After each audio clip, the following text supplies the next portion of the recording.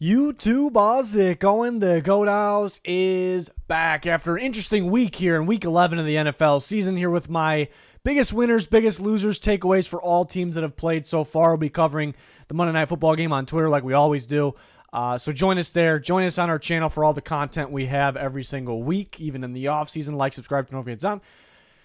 Check out our sponsors, Liquid IV. It's actually 30% off Liquid IV. It's a special right now. They have a new variety pack. Check it out. Code GOAT, GLD shop. Always rocking their jewelry. Giveaway with them. Links pinned in the comments. Check it out. Two biggest winners I have. And there's really not a bunch of teams standing out this week. Some teams played very well, but they kind of did what we expected them to do. I do think the Bills stood out maybe the most. And I don't want people to get too ahead of themselves because, they just switched coordinators and everyone's excited. There's a reason to be excited about Joe Brady. Change, I guess. They looked better. I wouldn't base too much off one game, so that's where I do think they're the biggest winner of the day, but say, hold on a little bit, hold off a little bit because it is a tough game plan for the Jets. You kind of get by switching coordinators, firing one and then elevating Joe Brady, you kind of get in the heads of the Jets, like, what are they going to do here? What are they going to throw at us? So it's a tough game plan. But, so I don't know if we can expect this every single week is what I'm saying. But a very good outing against what is a pretty good defense who they struggled with in week one. And they beat them down 32-6. Looked more like the Bills, obviously, spreading the ball out. Diggs really couldn't get much going. That's the thing, though. Like, they dominated this game, and I think there was a little bit more they could have done at the same time. I think that's a great sign. But spreading the ball out, running the ball effectively, playing great on defense. Leonard Floyd was getting after the quarterback a lot. A lot of guys were, and they were just making plays constantly, in the pocket, in the backfield. So just all around great performance. And we kind of talked about dominant win, but I think they're capable of more. It's kind of a good sign there. Like, get Diggs a little bit more involved. I really thought they were going to kind of force that. I'm glad they didn't force anything, but that was kind of the surprising thing. So, just so much better in the Jets. Dominated the Jets in this game. That's good. It's good based on last time you played how they played the Jets last time and how they've been playing recently. So, it's a good sign for the Bills. Still want to see more, obviously, but obviously a really good outing. And the Jags, having that brutal one last week, they had the bye week. And up until the bye week, everyone was like, the Jags are one of the best teams of football. They're one of the hottest teams of football. And then, boom, they get destroyed by the 49ers. And everyone's like, all right, forget the Jags. Forget Trevor Lawrence. They're pretty good, but they can't do enough. It was like we went from 100 to 0 real quick, really quick. And that was a little much. Obviously what happened against the Niners isn't a great look still. It's still there. It's still, can they beat those big-time teams? You still wonder about it. But they were hot. They had the bye week, I think, at a time where they were hot, and maybe, it kind of cooled them off a little bit. Maybe they had to knock some of the rust off, maybe give them the benefit of the doubt there. But then they needed to bounce back. And the Titans, I know, aren't the best team in the world, but they seem to play teams tough, especially in the AFC South. It's not the best division, but those teams seem to be a challenge for each other. It seems like the Jags handle the Colts just fine, but Texans, they struggle with. Titans could sometimes play them tough. So to go out and dominate this game, look more like the Jags. Same thing with the Bills. Look more like the Jags here. That, and 34-14, it felt like they had this game from the start. It felt like it.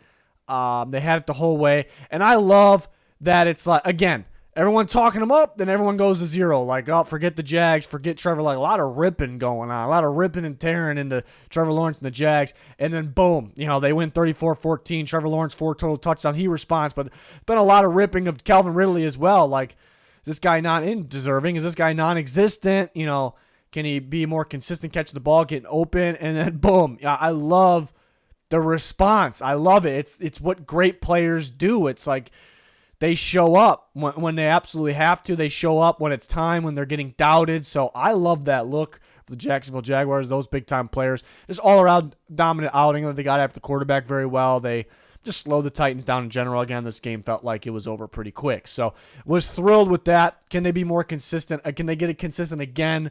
Can they beat the bigger, better teams? They'll have a big game coming up against the Texans. That'll be a huge game because they got obliterated by them last time somehow, but we'll see.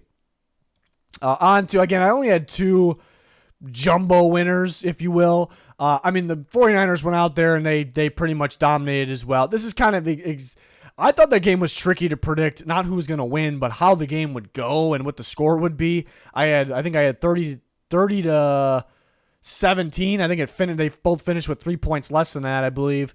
So it kind of went how it was supposed to go. The Niners just outmatched the Bucs.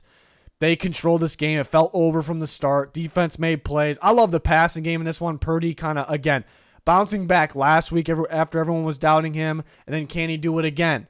You know, you expect him to do in this game because the Bucs do create turnovers. So it was a pretty good test because they do create turnovers, but they give up a lot through the air. So we needed to see Purdy go out there and prove two things: that he can take care of business when he should take care of business against a team that, you know, gives up a lot of shit through the air, but also not turn the ball over, you know, because a team that will turn you over, and he's kind of during that cold streak, you turn it over. So this is a really, you know, that's something I just thought of kind of now. Like it's a pretty good look. Yeah, but at the same time, he kind of went out there and did Niners. They went out there and did what they had to do, but a really good outing. Brandon Ayuk has been fantastic this year, monster game. Cowboys, they went out there and did what they had to do. There wasn't a whole lot in the passing game. The Panthers' pass defense has been playing pretty decent. But I like they got the run game going. Pollard had a beast mode run. If I had to nitpick here, I wish they ran the ball more. They had a lead. They seem to pass a lot even when they have a lead. It really wasn't. I mean, it was okay passing game, but run the ball a little bit more. Defense did what they had to do. Deron Bland, another pick six, pretty ridiculous. They went out there and dominated this game. What they should do. Browns, it feels like they're gonna be tough no matter what. It's a good win. It's like a must win, even though it was tough without your quarterback. But you know, they don't have Watson, they don't have Nick Chubb, and they're tough. They're tough. They're gonna go out there and compete. They're gonna go out there and grind out some wins. And it's a big game against the Steelers in the division, which the AFC North is. It does feel like it's the Ravens division, but it's a battle out there. It's a battle for not only the division but for the playoffs as well. Like getting in. So this was huge for the Browns. Played very well on defense. Besides the one Jaylen Warren play, it felt like tight in coverage though, and they got the job done. I guess. They were almost a big winner for me, but I thought they outplayed the Steelers by a bit for it coming down to a last-second field goal. I don't love that. I don't love how many times they had DTR throw the ball. I want to run the ball. I thought they were going to be a little more effective on the ground, so that was a little disappointing. But I still wanted to run the ball more, even though they were a little underwhelming. Not like they were bad on the ground. They were not bad, just underwhelming. So I thought the play calling could have been better. I thought there could have been a little more execution, but it looked like they got a safety early in this game, which they did not get. So that it would not have came down to the last second field goal. So I thought they outplayed the Steelers, and I guess everything didn't go their way. They didn't get that safety. The ground game was a little underwhelming, and they still won the game. So positives there. Giants, it just seems like improvement. I mean, even a big improvement from Tommy DeVito, almost a Danny. Tommy DeVito, who looked like he could not play the position for the last couple weeks. So that was like strange improvement there, and Barkley was a monster. So, there's improvement and then bouncing back from kind of being a disaster. Like arguing on the sideline, everyone's screaming at everyone. So, beating the Commanders 2 times. So it just shows head to head, they are better than the Commanders. And they're not even at full strength. They are better than them. But all of it's a good look on Brian Daboll, and it's been a questionable look because, they're still fighting out there. So I do worry about discipline. But, yeah, everyone yelling at each other, Daboll kind of screaming at everyone. And the team just not playing well, even though they're injured. I haven't been thrilled. But the players able to the fact that the players are able to improve and just him getting that out of Tommy DeVito is a good look. But we never really doubted Daboll's system. Like how players should be able to thrive in it. It's kind of a bad look for Daniel Jones again, though. But so it kind of helps he was never going to get fired, but people were kind of talking about like, should he get fired because the mess. But this kind of throws that out the window, even though he wasn't. I don't know if anyone really thought he was going to get fired. It was kind of a question, Texans, they had mistakes. They had sloppy mistakes, and that's kind of a negative there, but they're able to completely outplay and win still with those mistakes. And I do find a positive in that, and I love it, the run game. That's a big thing, too. I couldn't squeeze that in there. Graphics guy couldn't squeeze it in there. The run game, has been great. And it's not a good look for Dameon Pierce, but Devin Singletary is night and day better. That's shocking to me, but it's plain and simple at this point. Unless the run blocking is just better recently, I guess it could be, but I don't know if it's that much of a, like, Singletary's just been better. So, and that's great that they signed him, and then he's been working, but yeah, and they can't make these mistakes. You know, CJ Stroud starting to throw some interception. One was tipped around, but still had one at the end of the last game as well. But he is finding ways to win. That's the thing. Like, you know, Mahomes, Josh Allen, these guys will throw interceptions, but they'll still, and Hurts has turnovers, but they'll still, you know, be great and find ways to win, make the elite plays. And so it's still a positive for CJ Stroud because he had his throw of the year in this game too. I mean, the movement, the throw, everything. But yeah, and there's some teams that get lucky and win and just skate by, like even with mistakes. And I don't know. They had mistakes, but they still like firmly outplayed the Cardinals and they won the game. So I don't know if it was really like those other teams. A lot of those other teams, there's a lot of that this week. Teams getting very lucky. Maybe there's some luck on the Texan side in this one. Don't get me wrong, but you can find positives in a game like that. And there's one more page after this, I'm not mistaken, for the winners. Ravens off. I know Joe Burrow got hurt, and that does actually play a part on the Bengals defense because the offense is not doing as much. But the Ravens offense still, you know, without Mark Andrews, you know, for majority of the game, obviously it was the first drive, went out there and balled out. They played, and it didn't feel like Lamar was 100%, and he still balled out. OBJ, they got him going, was a monster in this game. And, you know, so the offense went and took care of business, and they bounced back in this game. Rams, you know, made adjustments and came back. I know maybe they got some luck on their side with Geno Smith getting injured. They still could have won, though. They still could have won with Geno being in there. But, yeah, early in this game, it felt like the Seahawks were going to dominate them, but they kind of adjusted. The defense played much better. The offense found ways. Without Cooper Kupp, you know, they're getting outplayed early. Cooper Kupp goes down. You know he's not coming back. And, you know, so for them to be able to bounce back and play better in the second half and win the game, hold on to win the game. And I don't know what happened at the end there where the Seahawks were, like, running out of time and trying to hurry up, and then the ref stopped the game. I know they reviewed that play in which they usually do not review that, though. Like, that type of play, that situation. There'll be plays that will clearly a drop, and they don't stop the game for nothing. It's just because it's like hurry up, and, you know, so it was weird, and they kind of helped the Seahawks a lot at the end there, like come up with stop the clock, come up with the play, and, you know, fortunately for the Rams, they missed the field goal. It was a lengthier field goal. The Broncos continue to clutch up and find ways. They just create turnovers, and from the start, you know, again, first possession, like the Bills game. Bills game last week was the first play. You know, offense didn't do much throughout this game. They got 9 points off turnovers, but they found a way at the end. You know, Courtland Sutton's been an absolute stud, but they're out there playing with a lot of energy, and they're hitting and they're forcing these turnovers. Well, I guess the Madison one, he kind of just dropped it on his own. So they've been a little fortunate. I still worry about the run defense. Like, it's rare that teams continue to win with that type of run defense, because I always say, you know, if you can't stop the run, it's the easiest way to beat a team. They can't stop the run. So they do rely on some things happening. Will it continue? It's continuing right now. But either way, night and day difference from the team earlier in the year. Courtland Sutton's been a freaking monster, too. I already said that. And Packers, yeah, young players improving. I think Jordan Love's playing better. He was playing better last week against the Steelers. Like, he was playing better the whole way. I was like, okay. And then some turnovers kind of happened, and I was like, can we really say he's playing better? This game, it felt like he played better. He needed to, too. The Chargers defense has been struggling.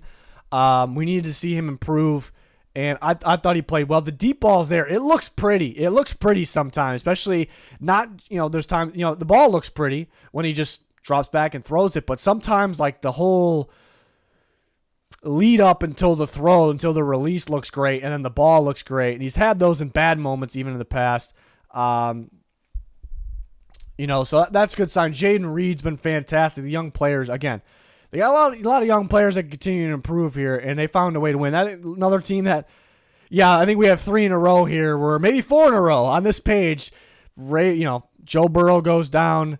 They lost Mark Andrews, though, too. But Rams, Geno goes down. Got some help there. The Broncos, the Vikings coughing the ball up, you know, in that game and going away from the run, calling some questionable plays. And the Packers, yeah, Keenan Allen dropping a touchdown. They hit him square in the chest. Quentin Johnston dropping a touchdown at the end of the game. And Eckler falling down on his own at the 1-yard line and coughing up the ball. So I do think there was some luck this week for some of these teams, but at the end of the day, you just get out of there with the win. That's really all that matters, and you move on to the next one.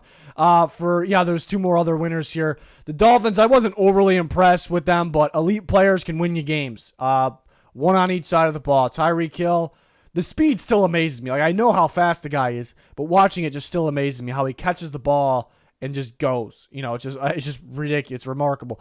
And Jalen Ramsey making the big time plays. I don't like that they let the Raiders stick around in this game. It's a game they should win big. Like, they won by 7. The Raiders had a bunch of chances, so Dolphins did find a way to win. And the Lions found a way to. What I do love is it was a disastrous game. There is a big positive in here. The disastrous game is not a positive, but it felt like a disastrous game, and they still won the game. So, again, you can't play like that in the playoffs against the big teams. They do have somewhat of an easier schedule too. So, the rest of the way. So, but when it comes to the playoffs, you cannot have those games. But that's the positive, I guess. They played as bad as they probably can play, and they still won. The negative here is that they did get completely outplayed. But I don't think they got outplayed by the Bears. I think they got completely outplayed by the Bears. Like, they made the Bears look like a really good football team. Jared Goff was brutal in this one. He was fortunate he wasn't picked off 2 more times, and one would have went for a pick 6 from Jalen Johnson. They definitely would not have won the game. So that thing with Goff, where I'm like a little hesitant with him. I think the team is very good, and he's good at times, but he has those throws. Saw it in the Raiders game not too long ago as well. But the ability to clutch up at the end and win the game, I think they got some help from the Bears coaching as well. But having the talent to do so and putting that game away, but they won't be able to play like that against the good teams and win. So that's the only thing with the Lions there. On to the biggest losers, Commanders, man. Inconsistent, out of sync turnover machines. That when you say Washington Commanders, that's what I want to say. That's instantly what I want to say. Inconsistent, out of sync turnover machines. I say it. I sound like a broken record. I say it every week, but the offense defense is never on the same page. You look game by game, but you look at during the game. Like, all right, offense is moving the ball. Okay, now the defense is gonna suck. Like, vice versa. Like, it might be the worst I've ever seen when it comes to that. Like, it is impossible for this team to have the offense defense playing well at the same exact time. It's impossible. It was mainly the offense's fault in this game, obviously, though. Just inconsistent from game to game, like during the game. Turnover machines. That's my thing with Sam Howell. I haven't been in on Sam Howell, like fully in on Sam Howell this year, and fans are getting upset with me. The idiots will call me a hater, whatever. I love Sam Howell at North Carolina. I had him as one of my guys. It was a weaker quarterback class, but he's probably my favorite quarterback out of the bunch. So I like for my guys to succeed. And he had his moments this year where he succeeded. He has some wild plays. It's what he was at North Carolina. He has wild plays. Can he stay consistent? There is just too many turnovers for me to be in right now. And I'm not saying I'm fully out. He's done. Not saying that. But there is too many turnovers for me to be in. And that shit is contagious right now. The turnovers find him. It's at that point. And he does have the wild moments, but there's other guys turning it over and just finding ways to win. And there's other guys, I think he can cut down on the turnovers, but will they ever go away? And I think it's contagious right now with these turnovers, and it was just all across the board. And the way he tried to throw that ball away, that's pretty bad. Like, he has the arm strength to throw that away too, but in your mind, you're throwing it away, and it's a pick 6. That's pretty bad. So, and even last week didn't have an interception, but found a way to get stripped, while running downfield. He's a tough dude. I love watching him run. He's got some strong ass legs. It's a mess. It's a mess, and coaching isn't great either. We'll blame them for being out of sync. Again, the Giants, they already played them. They're a blitzing man coverage team, and I guess that's the weakness for Howell and this Washington offense and the receivers, but how you're not able to adjust, and that's pretty, I know dealing with the blitz sometimes, especially when you don't have the greatest offensive line, I know it's tough, but if it's such a predictable defense, like if you can't figure out how to beat that, especially, usually the guys with the arm and the legs, like they can torch man coverage, so there's some questionable things there. There were some people talking like, oh, he's the guy because he has X amount of passing yards. Like, all right, I want Howell to work as much as anybody, but slow the F down right now. Turnovers, and they're contagious. Jets, their luck ran out, kind of looking back on it. They were on a lucky streak. Giants game, Eagles game. I mean, the Bills game week 1, they were pulling it off while being one-dimensional, and it's just kind of showing right now they're a bad team. They would have more wins with Rodgers. They'd be much better at Rodgers, but I'm still wondering if they were good enough. I actually, before I say this, the defense is good. The defense is probably better than good, okay? So I don't want anybody to take this completely the wrong way, but the defense is probably overrated as well. There has been teams during the year that have kind of pushed on the brakes a little bit, like, hey, we're going to win this game by running the football, running the clock, because their offense is not going to be able to do anything. And it kind of reminds me of the Broncos defense last year where they gave up limited points but they were losing games. So I was like, well, if they were more in the game, the teams would have scored more points. And that kind of reminds, I think the Jets defense is better, but it reminds me of that. So, but teams are also moving the ball on their defense more and more recently. I know they have a tough task. They're always on the field. The offense is screwing them. That plays a part. I understand. I view it as a very good defense, but I do think it's a little overrated. You can definitely run the football on them. We've seen that throughout the year. I just don't think this team is as good as we thought. Like the roster is as good as we thought. Quarterback plays horrendous. They're switching it, obviously. Just the luck ran out. That's what happened there. Chargers, people blame the coaching, and as they should. Brandon Staley should have been gone before this year. And they're lacking good coaching, obviously. But people don't talk about the front office and the talent they have. They are lacking talent. They got guys. I think Eckler's overrated as shit. This is a video about talking about who's overrated. Like Eckler, he's had really good moments. He's good. He's had good moments, but he's a guy that's like a scat back that can get open and catch the ball out of the backfield pretty well, run after the catch after a schemed up play, and he can score from the 1 yard line usually. I think people kind of overrated that. He's been costly at times this year. And Keenan Allen's been great, but he can't drop that touchdown. We blame the sun, but it wasn't a lofted pass. I've never seen really the sun getting someone's eyes on that type of pass. And Quentin Johnson, that was a terrible pick. I said it at the time. I still don't know how you don't take Jordan Addison. It just makes no sense. The talent's not there, so they got to clean house in the front office. Like you had Herbert, great quarterback on a rookie contract. You had your opportunity there, you blew it. Now you got him on a massive contract. Now you're in a hole. In cap space this next year. I'm sure everybody can clear space, but it's a disaster. It's actually more of a disaster over there than people realize. The away Titans look like maybe the worst team in football. Like if we were to make power rankings, and you didn't put the away Titans in there, you probably put them at 32. If we're talking all teams away, yeah, you're putting them at 32 probably. And they're pretty good at home, so it's a shame. We haven't seen them play at home in a while, it feels like. The Falcons game, and they won that game. They look like a really bad football team. I don't really know how else to say it. Like the play calling sucks. Levis sucked in this game. The offensive line sucks. There's no creativity. It's bland. It's predictable. The defense isn't as good as past years. They're pretty bad with tackling, taking proper angles. Guys get beat in coverage. It's not good right now.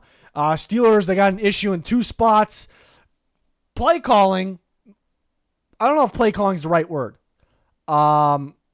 Because Jaylen Warren needs the ball more. He's better than Najee Harris. Maybe we don't even blame Matt Canada for this. I think the whole staff probably is insisting on Najee Harris because where they drafted him.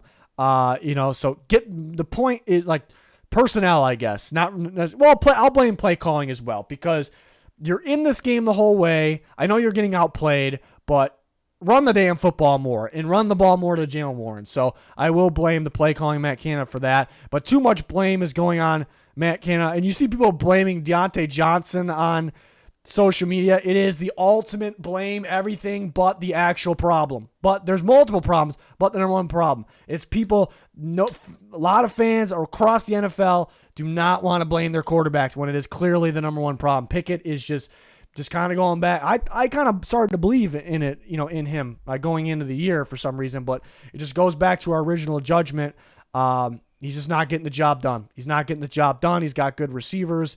He's panicky. The footwork's not there. He's not seeing open guys. He's throwing to the wrong spot. Not in sync, not on time. I think he's still better than Trubisky. So the people calling for I don't know if there's many people calling for Trubisky, but I don't think that's the answer either. I'd rather just keep Pickett in there, but it has not been good. So it was a winnable game, I guess, and I think things kind of went their way. I sure thought Pickett got safetied on that, so that kind of kept him in the game eventually. Other negatives, yeah, Burrow done, so the Bengals done. I would think so. I don't really see how. Still a good team, but I don't really see how they could do anything. So that's obviously tough. Cardinals, I couldn't capitalize. I would say the officiating hasn't been kind to them the last couple weeks for some weird reason. But they got turnovers. But they couldn't capitalize. They couldn't execute, I guess, a better word. So, but it's kind of weird. That's why it's a big take for me, because it's weird because they start the game with a beautiful Kyler Murray bomb to Rondale Moore, fireworks, pew pew, and they just couldn't. Where was it the rest of the game? Like, why couldn't they do that anymore? They even got turnovers in field position, and the Texans were shooting themselves in the foot. Where was it? Where are those plays at? So I don't know if that's an execution. It's a mixture. Execution problem by the players, and then maybe not calling better plays and figuring what's working. I don't know. Panthers remain the worst team in football. I don't know. I don't know what else to say. I mean, Adam Thielen's good. I think he's pretty good. I mean, the pass defense was pretty solid. A lot of talk about firing Reich, and here's my take on the whole Reich situation. I'm not against firing him. I'm not pro or against Reich. I'm not making a statement with that. I think the offense needs to be more creative, less bland. That's my take. I guess that's my negative take on Reich. He is an offensive-minded coach, and his best player by far, his only player, it feels like, on offense is Adam Thielen, an aging player. So, I guess there's an excuse. I'm not an excuse maker, though, when it comes to football. So just kind of go find a way. So I'm not going to sit here and say they have to fire him, and I'm not sitting here saying they have to keep him. But the people, I think there's a lot of contradicting hypocrites, I guess, out there right now. It feels like the same people that are saying, "Oh, Bryce Young's fine. Like, he's not playing bad. He's not like it's his receivers and his offensive line are bad." The same people saying that are saying fire Reich, but again, offensive-minded coach, his best player is Adam Thielen, doesn't it? So if you're saying Bryce Young gets a pass, you better be saying Reich getting the pass, or you're caught 4K, in my opinion. So, but I'm not taking a stance where I'm not going to say, yeah, excuses for Reich and not for Young, or excuses for both, or no excuses for either, or Reich should stay or Reich should go. I'm not really making a statement on that. I'm just saying that there's some contradicting out there. Bears, there's positives and negatives. This one, the Bears look good. They look good. I know the defense kind of let up at the end, but the defense has looked more like an Eberflus defense. They make plays. It's a tricky zone coverage that's really throwing off quarterbacks. They look good in this game. Justin Fields looked really good. I even that last play, the throw it downfield, I love that shot. It was a good throw. Tyler Scott hesitates, slowed up just a little bit. Bad mistake there. Fields' touchdown pass to DJ Moore earlier was maybe my favorite play from Fields. Favorite play from Fields is probably a running play, but when I talk about quarterbacks, you want to talk about passing plays.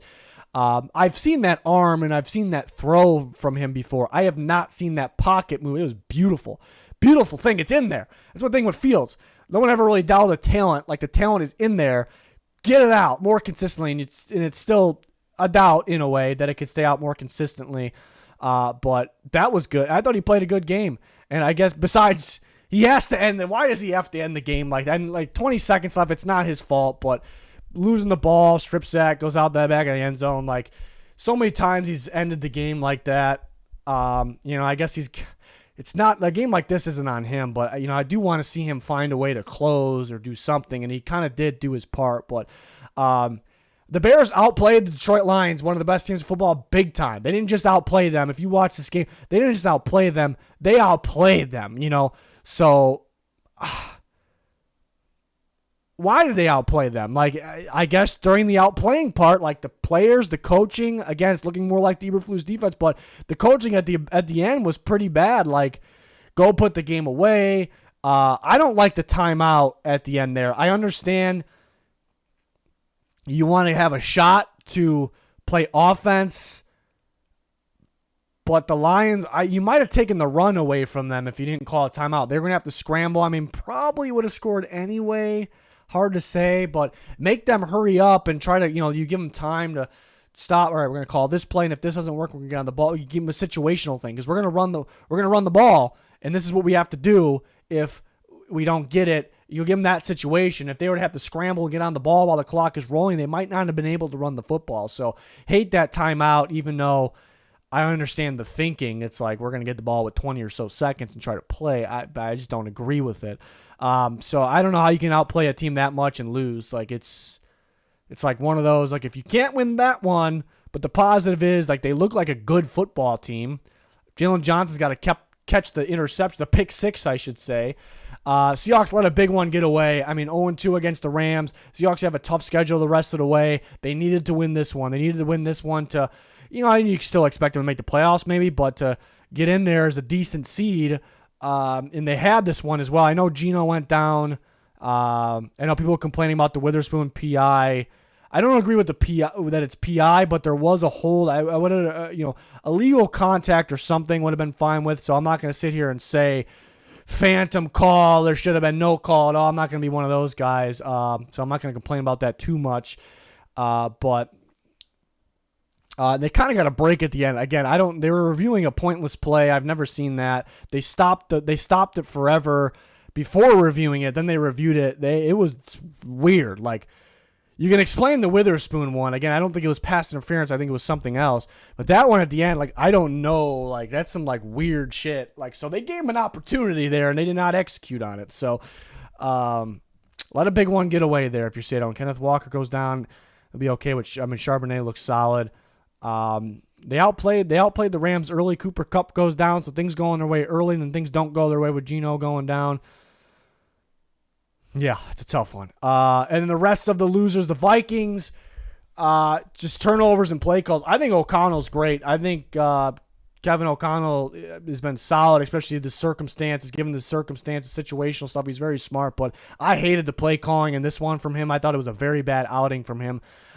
Start the game, third down and short. You're playing a very bad run defense. Just give the ball to your running back. You put your tight end at quarterback, and you pitch the ball to your quarterback, and he gets drilled and a fumble, and we could sit here all day there should have been a flag, whatever. I don't really give a shit. Like, call the right play. Just give the ball to your running back. Why are you overthinking? Give the ball to your running back. So you spot the Broncos 3 points. There was a point before the end of the half. They're moving down the field pretty easily, and they get fourth and less than a yard, or third and less than a yard, and you're averaging over 5 yards a carry, and again, you're playing the worst run defense in football, and you try to pass the ball, and you have to punt. And the Broncos go down and get a field goal. It's like, so, and then throughout the rest of this game, and Madison ran the ball well. The fumble was awful, but because it looked like he just lost it on his own. And then the Broncos went and got a field goal off that too. But where's Ty Chandler? More of Ty Chandler. He's dominating this game. It's like, so I don't agree at all. I thought this was maybe O'Connell's worst game, as a Vikings coach. And in general, I've loved what he's done there. He's a great offensive mind. This was not a good outing. So they let that one get away. No downfield action, but you shouldn't need it to win this game. If a team can't if the team is that bad stopping the run, it should be an easy route to victory. Very, very easy. Control the clock, control the game. So unfortunate. Bucks, yeah, I mean, the only thing I got here is just completely outmatched. And should it really be? I know the Niners are one of the better teams, but the Bucks have talent, but it just looks like they're severely lacking talent in a game like this. It just completely outplayed, completely outmatched. I don't really have anything else other than that. The Raiders had their chances. Early in this game, it was like Aiden O'Connell. It's like, okay, this could be a guy. Like, the first touchdown of Devontae Adams, they had a lead. Like, there's something in there, but then there were some bad moments throughout the rest of the game. I guess I'm impressed that they stuck in this game because it's a bad matchup. It's in Miami. Dolphins are off a bye. The Raiders just aren't as nearly as talented as the Dolphins. So they stuck in this game, and they had chances. They had a lead at point, so that's the positive. But they had so many chances, and they couldn't execute. They just fully don't have the talent yet, is where it's at, which we kind of knew that. So, yeah. So, I mean, not the biggest negatives in the world for the Raiders, but that will wrap this one up. Let me know any takes you had in the comments. Always talking with you guys on Twitter. We're back every Monday with this video. Next video will be rookie rankings and power rankings and weekly picks. Excited about all that for week 12. Can't believe we're in week 12. Videos I want to get to besides the normal schedule videos that I want to get to in this week or next week.